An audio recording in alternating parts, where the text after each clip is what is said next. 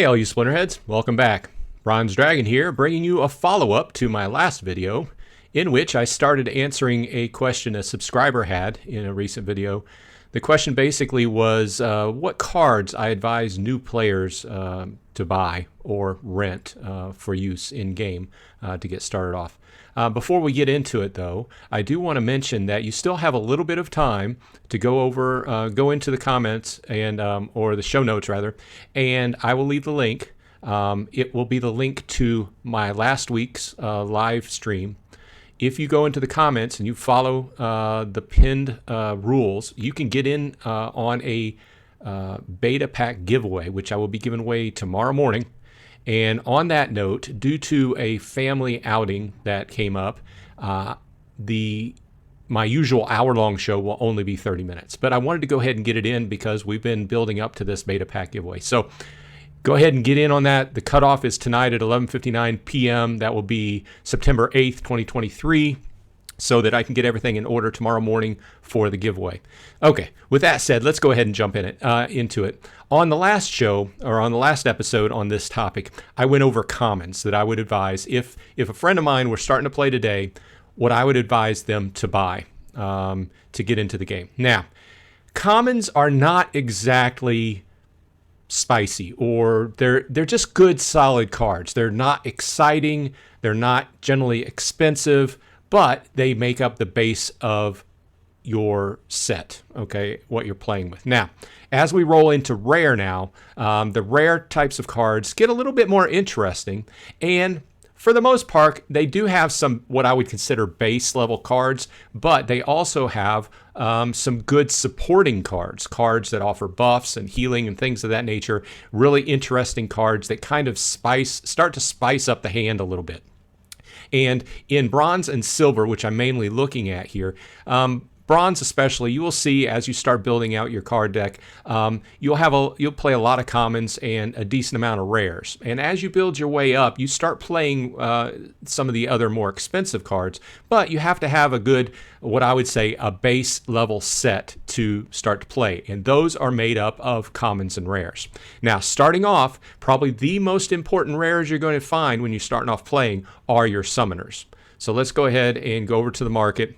And these are, I'm going to start off by talking about the Chaos Legion summoners because, like the reasoning on my last video, I'm going to stick with Chaos Legion because going forward for a new player coming into the game right now, it offers the best value because when we get into the modern changeover, when Untamed leaves Modern, then you're still going to be able to play Chaos Legion, and Rebellion will come in, and you will still be able to get those new cards as well. But this is going to give you a good standard base set of cards, especially when, as a new player, you're going to find that the summoners are probably going to be up front your largest expenditure. Now, I said last time, with commons, I would advise buying them. I would still advise buying your summoners and being done with it. Okay, because you need them to play. You are able to go ahead and rent them. Most of these summoners are very cheap to rent, but they're also pretty cheap to buy. Okay, because one of the flip sides here, and everybody's a little bit different, but one of the flip sides of renting is the fact that you have to go in every so often and redo your rentals. And they can be canceled at any particular time that the renter wants to cancel them, right? They don't automatically cancel right then and there. And there are some minimums as far as rental days and such. But to me, my base level cards, like my summoners, and I would argue common cards and rare cards are a good, there's a good argument for just purchasing them and being done with it. And then see your epics and legendaries as you go forward, rent them out. Possibly some of them are buy material, the cheaper ones, but as you get into epic and legendary, they get much more expensive, so there's a better proposition for just renting them out. And then as time goes along, you'll see which cards offer good play value to you. In other words, they perform well, you've figured out how to use them, etc., and then go ahead and buy them. But with that said, I think that the rare summoners are a good solid buy. Now, with that said, the only one I would leave out of this situation is General Sloan. Now, I don't want to, play down on him, but you will see that he is the cheapest of all of these. Okay, and I think it's pretty much across the board. He's the lowest end of all of them. Now, I do have an epic summoner that would fill in for life that I think is a better choice that we will talk about when we get to epics in the next episode. But I think all these other 4 are good solid buys. Thaddeus Brood, Obsidian, Kelia Frendel, and Tarsa. Okay, so I think across the board, Kelia is universally probably the strongest of the bunch. Obsidian is probably second, and Thaddeus and Brood and Tarsa, kind of tied there. It just depends upon how you like to play him, but you really need a summoner for each splinter, right? So I would advise those 4, and like I said, in life, there is a card that we will cover in Epic that I would think is a little bit better of a choice. It really depends. If you get in a situation where General Sloan is available and you find a good deal on it, go ahead.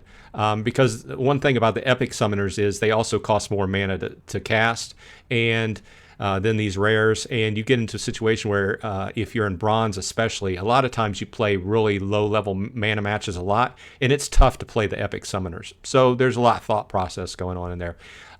So that's what I'll say about summoners. You may go in and just start buying cards and start off by renting your summoners, but most of these summoners are 38 cents per BCX, 82, 62, 48, and I'm almost ashamed to say that what I was paying for mine whenever I bought mine, when these first came out and during the first 6 months, I can remember spending $15 on a Tarsa just for one BCX. So when you start to think about, oh, these are so expensive, it's just really in how you're looking at it, because a lot of us who did our card buying for Chaos Legion, like kind of within the first 6 months, really paid a premium for these. But I will say they're good, solid summoners, except for kind of General Sloan, and they're worth a buy. So let's go ahead and go into the regular rare cards. And if you're following along, what I did is I went into Chaos Legion and sorted all 4 of these. These includes all the promo, reward, and Rift Watchers cards that fall under the Chaos Legion and block, and selected rare here because we talked about commons last time. Going to talk about rares this time. Let's start off by Splinter. The last common video got kind of long, so I'm going to try to make it a little bit shorter. Of these, my choice would be probably the best one is going to be Tenyi Striker. Very quick, has sneak. Scavo Firebolt, good solid range card. Of course, we talked about Tarsa. Tinderblock is a little bit more expensive. It's a Rift Watcher, so it's the print numbers are a lot lower than what Chaos Legion is, but it's a good solid card, but it generally only fits into higher mana matches. Jin Apprentice, decent card, but I myself, since generally Fire is more of a melee heavy, with Tarsa giving +1 to melee and +1 to life, I don't find myself using Jin Apprentice very much. Exploding Rats is interesting. It's worth getting and slotting into like that 4th or 5th slot. It has some information. It just depends upon the game type, but it's interesting. It's very strong in some contact texts, but you won't use it a lot. That's what I'll say about that. Okay, let's move on to water. Now, let's see. Up front, we talked about Kelia Frendel. The summoner gives you +1 shield and +1 speed. Very good. In Chaos Legion, water is primarily a melee-heavy deck. So right up front, a must is Demon Shark. This is very popular play. You will see it a lot. Very nice tank. Has trample. Secondary, I would say, is Merdali Guardian. This is your healer. Doesn't necessarily have an attack unless you stack it next to one of the newer rewards cards that would give her an attack. But in most cases, healing in your hand is going to help it out. Having a healer out there is generally going to help you out. Okay. Next up, Venari Wavesmith. Cheap because it was a really highly printed rewards card, but stacked into a interestingly enough, usually magic deck, but can fit into a melee deck hand as well. This guy is going to give you a little bit of magic damage, but what you're looking at is it gives each monster +2 armor. Now, you may think +2 is not much, but in the context of getting hit by, okay, if that monster's getting hit, and say it's getting hit by 5 damage, and that monster's got 2 shield, it's still only going to knock that shield off, and it's not going to generally go through that shield. Now, there are some powers that would let a monster go through the shield, but generally, a 2 shield is going to take a 5 or 6 hit, no problem.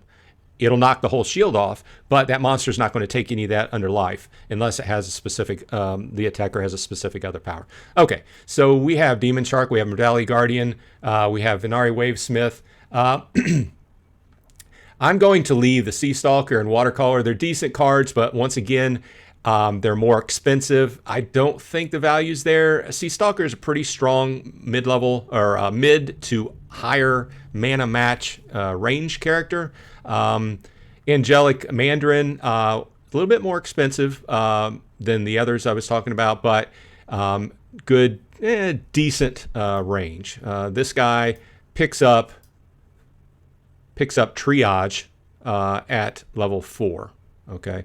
So one other thing I want to mention here is the levels that we are talking about. Okay. So if you're playing in bronze, you can play a level 2 summoner. Okay. And this dictates what other level cards you can cast. So at level 2, a summoner can cast level 2 rares. Now at silver, you can use up to a level 4, and it can cast up to a level 4 rare. So it's in line with what level the summoner is. Okay.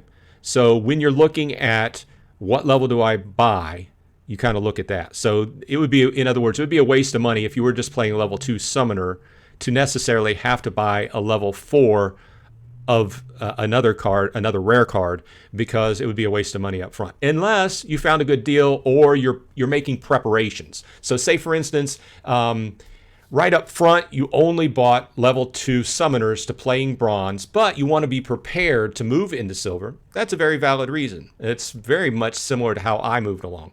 But like I said, if you just go ahead and buy that level 4 summoner up front, or rent it out and buy him as you go, as you play along, then you will eventually move into silver. And I keep talking about that because most of the times, if you get into playing in bronze, you'll probably want to go ahead and move into silver. And the better deals on cards are generally on cards that are multiple BCX and already combined versus buying single copies. It is cheaper, it looks cheaper, but when you start adding them up, saving a few cents per BCX here and there really helps out. Okay, so, and you also see, like, just say, for instance, like on this Demon Shark, if you bought a level 4, not only would his other stats increase, he's also picking up Enrage on top of Trample. Okay, so, and that applies to a lot of other cards. Not all cards pick up an extra power at, I keep going back to items instead of the shop, but not all cards pick up another power, but a lot of them do. So, see, Mordali Guardian, she doesn't pick up her second power until level 5. And at level 5, which would be gold level, she not only can heal the tank, but she can repair armor. So she's dual focus when you move into gold. So there you go. My picks for water: Venari Wavesmith, Mordali Guardian, Demon Shark, of course, Kelly Frindle. River Nymph is a decent pick as well. Now, her power is Cleanse, and what she does is she adds a little bit of magic to your, a little bit of magic damage, which water isn't necessarily strong at in Chaos Legion. However, you're looking at that Cleanse. The Cleanse removes all negative effects on the tank in the first position, which that can come in handy, especially like in poison battles, other battles as well, but that would help that tank in the front position out. Okay, let's move on. Earth. Okay, so let's start with Mycelic Slipspawn. Great tank. Not necessarily, doesn't have to necessarily be in the first slot, could be in the second slot. That's generally where I would put him. This is handy. The Earth Splinter in Chaos Legion gives you a +1 magic. So generally you're going to play magic with Earth. Not necessarily, but generally when you're playing this, obviously. But your Mycelic Slip Spawn, especially in the rule sets that says all magic, you can't play anything else, great tank, okay? But you'll notice that it has taunt, and so it's great to be able to put your hand together knowing where the attacks are going to be concentrated on, generally, unless they kind of guess and then they implement a strategy to go around taunt. Regal Periton, good solid magic dealer, comes with flying, which, as we were talking about before, has 25% bonus chance of evading. Okay, it never really picks up a secondary power, but it gets quicker, super quick. Okay, so you go up to level 4. Not only have you picked up an extra damage and an extra life, but you've got up to 6 speed, very fast. Okay, so those two. Mycelic Infantry makes a good standard tank. I don't use him a lot, but it's not extremely standout tank, but it's a good solid pick. Wouldn't be one of the first ones I would buy, but it's a good solid pick. And once again, he does not pick up his second power until gold level, which is Giant Killer, which then it becomes he gets a lot more more value once he picks up that second power. Okay, so we got this one. Now, Vampiric Blossom is an interesting card. I like it. Okay, so it is another one that picks up a secondary power at level 4, which makes it able to slot into silver. Okay, so not only does it have Oppress, which does double damage when an attacking enemy that has no attacks. So this used to not be as much a thing as it is now, but now there's a whole strategy and in-game around stacking enemies that have no attack and then stacking cards around them to give them attacks. So in this situation, where if this is attacking an enemy that has no attacks, he's going to do double damage, which at level 4 is 2 damage. Also moderate speed, not slow, not fast, plus picks up Death Blow. The unit does 2 times damage if their target is the only unit left on the enemy team. So when you get down to that last, sometimes matches just go back and forth, and you get down to very low amounts of cards, that could be make or break, right? Double damage if they got the last card, especially if their last card and their strategy was to put a really beefy tank or something at the end, and you're down to it and you can't hardly kill it, you're having a hard time with it. This is something that would come in handy. Okay, the other ones are a little bit more expensive. I'm not really going to talk about those. Decent cards, but trying to concentrate on the value here. Let's go to neutral. Once again, as we talked about before, neutrals are generally more expensive. Right here, what I want to talk about is probably the best of the bunch. Not that these are bad. These are all good cards, right? But Zenith Monk is a standout.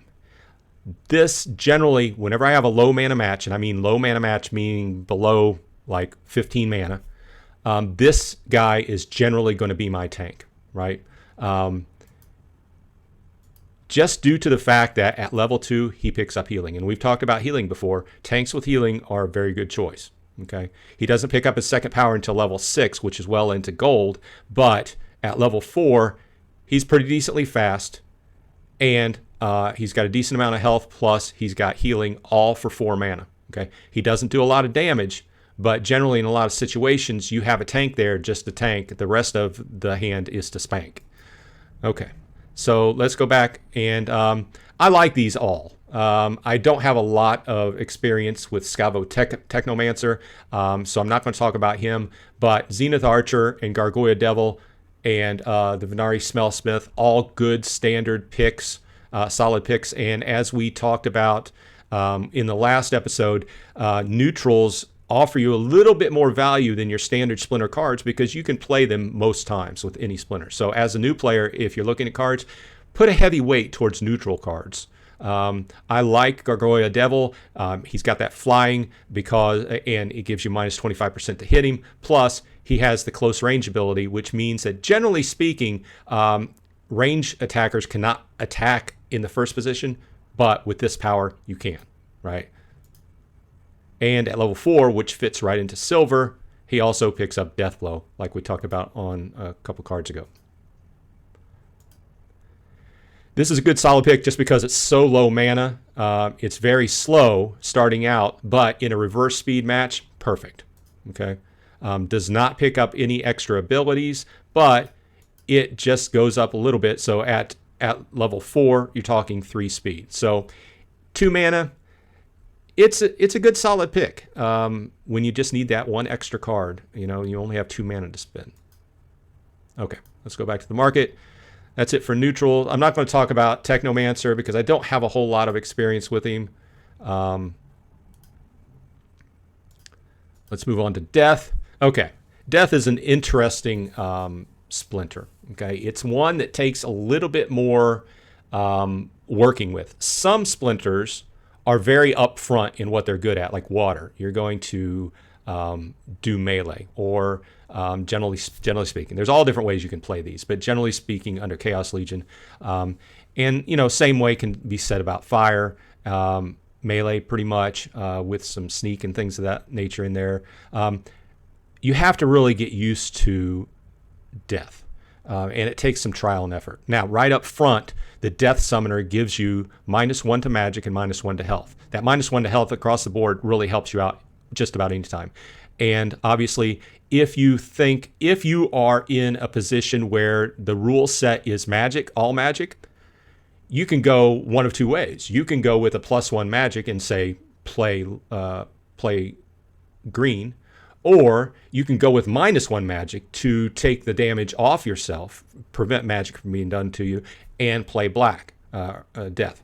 So right up front, I'm going to say that Cursed Windiku is a really solid mid-level tank, and just due to the fact that it has thorns. If you're not familiar, the thorns, when hit with a melee attack, does 2 melee damage back to the attacker. And by the time it gets to level 4 for silver, you've got 3 attack, 3 speed, and 11 health. Now, when it tips over into gold, it really gets interesting because what else does it pick up?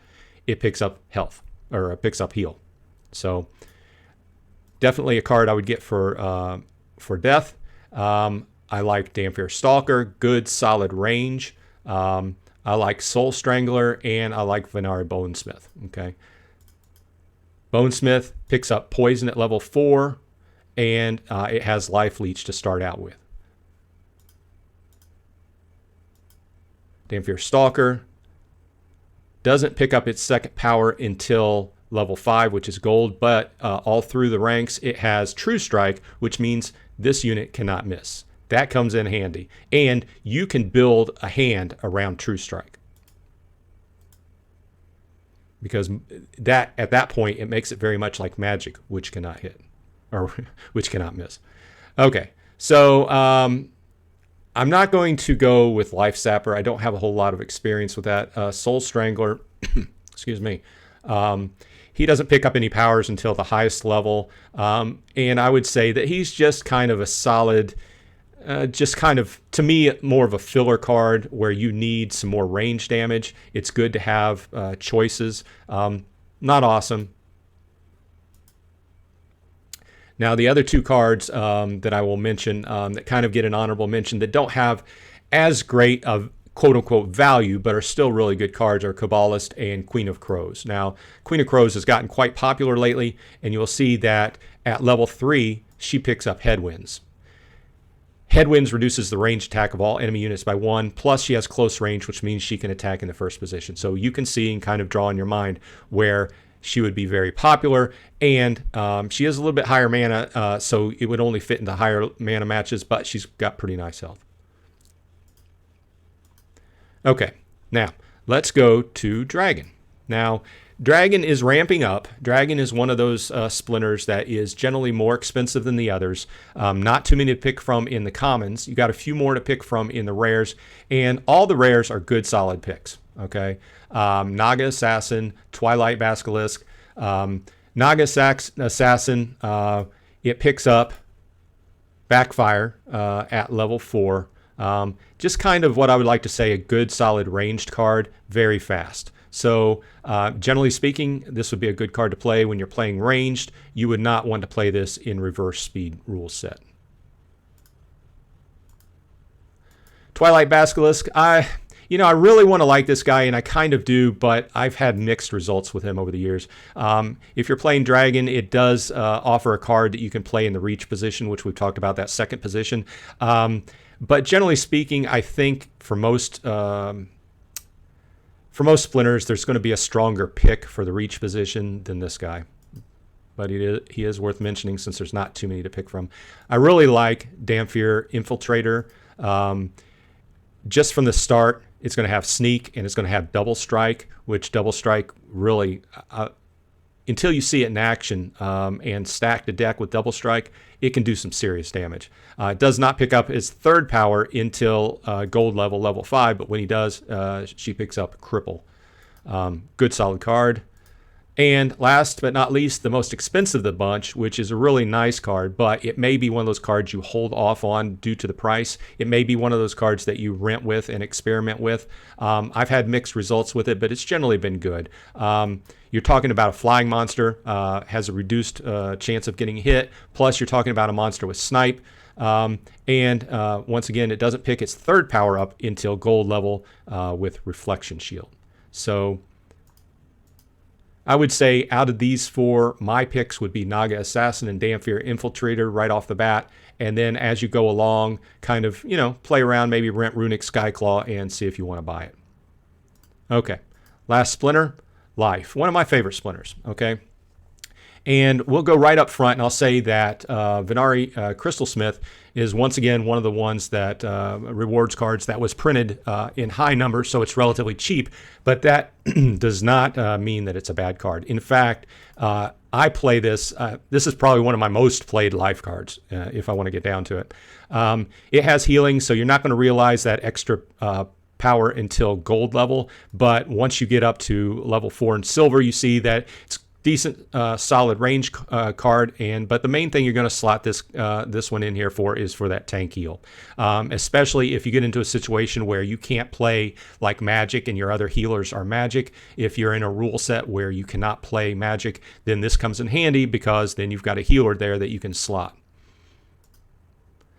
Second one I really like, Celestial Harpy. This is one of the first cards that I just really leveled up whenever Chaos Legion came out because I saw the value in this. Now, obviously, right off the bat, you see it's got flying, harder to hit, and it's got opportunity. So this is like a flying rogue. And if you've played in other games and you've seen Harpies, you know that they're fast, they're hard to hit. So, and once again, it does not pick up its third power until gold level, but still at level 4, you're looking at 2 damage, 3 speed, and 3 health for 2 mana. That's very good mana efficiency, very good monster to slot into a low mana hand.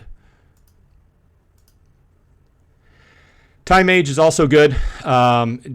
It's it adds a little bit of magic damage, but the main thing you're going to slot this one for is that slow. You're slowing your enemy down by 1 speed. This is one of those ones that I don't play it a lot, but it does see frequent play, but I wouldn't say it's used a lot. It's going to slot when you need a little bit of extra mana damage and you want to also take advantage of that slow. Now, one of the surprise ones that I'm going to recommend is going to be Volguin, which right off the bat does not look super awesome, right? 1 damage, 3 speed, 1 life. But look at what it's got. It's got Scavenger. And I didn't play a lot with Scavenger until the last couple months. Now, this monster gains 1 max health after each time any unit dies. That's your monsters, their monsters, whatever. So slotted into possibly the 4th, 5th slot back there. I wouldn't really think you would want to put this in the last slot because it would be susceptible to being picked off because it's low health. But it's one of those ones that by the time it gets to the front, it's going to probably be a big beefy tank. And this works pretty well, really well in the rule set where melee can attack from any position. And it does not pick up its extra power until gold, which it ends up having dodge, which makes it harder to hit. So good, solid all-around card. It's kind of the sleeper of the bunch. And lastly, I will say that in the most expensive, I'm looking at the prices, the most expensive of the batch, except for, he's even more expensive than General Sloan. But Corsair Bosun is a Rift Watchers card and has proven to be very popular, and it's a good, strong reach character that sits in the second slot. Okay, so you're talking level 2 and up to a level max for silver. You're talking level 4. So at level 4, he's got 5 damage and 3 speed. So pretty good card to have available for life for sitting in that reach position, and it's very popular across the board. And that's frankly why the price has gone up on it. Okay, let's go back there. Okay, so I'll leave it at that. Those have been my picks for rare, and going forward, I'm going to do another episode. I'll probably combine epics and legendaries. We'll see how it goes, but I do appreciate your time. Thanks for stopping by. If you like this kind of content, I'm trying to do, a little bit of explanatory videos for people just getting into the game, and there's a lot of videos out there that are focused on, just, buy all the expensive cards and throw thousands of dollars in there. And at this point in the game, I've been playing for 2.5 years, and I have thousands of dollars into the game, but I still don't even approach it that way. I don't go in and spend $150 on a card or something like that. I still approach it from the bottom up. So with that said, hope this helped out. This has been Bronze Dragon. I hope to see you at my tomorrow's live stream, and I hope you get your name in on the beta pack drawing. Look for the link in the comments, and it'll be pinned at the top of the comments. With that said, hope you have a good one, and I will see you on the flip side.